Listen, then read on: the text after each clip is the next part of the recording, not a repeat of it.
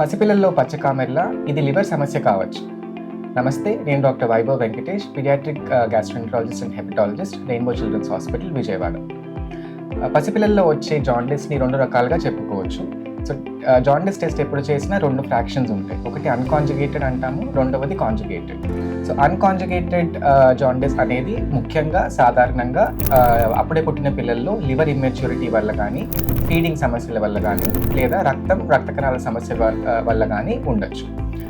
అదే రెండవ ఫ్రాక్షన్ నేను చెప్పినట్టు కాంజుగేటెడ్ ఫ్రాక్షన్ ఎప్పుడు ఉన్నా ఇది ఎప్పుడు నార్మల్ కాదు. ఇది ఎప్పుడు ఉన్నా చాలా జాగ్రత్త పడాలి, దీన్ని అస్సలు మిస్ అవ్వదు. పిల్లల్లో లివర్కి సంబంధించిన జాండిస్కి గుర్తించవలసిన లక్షణాలు, ఎస్పెషల్లీ అప్పుడే పుట్టిన పిల్లల్లో 2 నుంచి 3 వారాల దాకా కూడా జాండిస్ తగ్గకపోవడం, యూరిన్ అంటే మూత్రము బాగా పసుపచ్చ రంగులో రావడం, అంటే పిల్లవాడికి వేసిన డైపర్లో కానీ క్లాత్లో కానీ బాగా పసుపు రంగు అవ్వటము.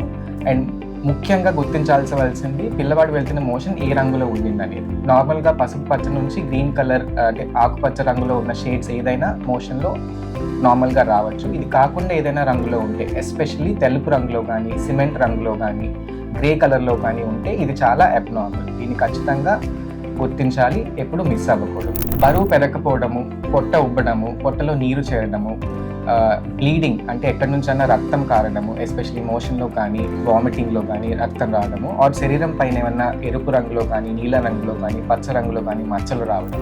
ఈ లక్షణాలు ఎంత తొందరగా గుర్తిస్తే అంత మంచిది. తొందరగా చికిత్స తీసుకోవడం వల్ల చికిత్స యొక్క ఫలితం కూడా చాలా మెరుగ్గా ఉంటుంది. Early detection leads to better outcomes.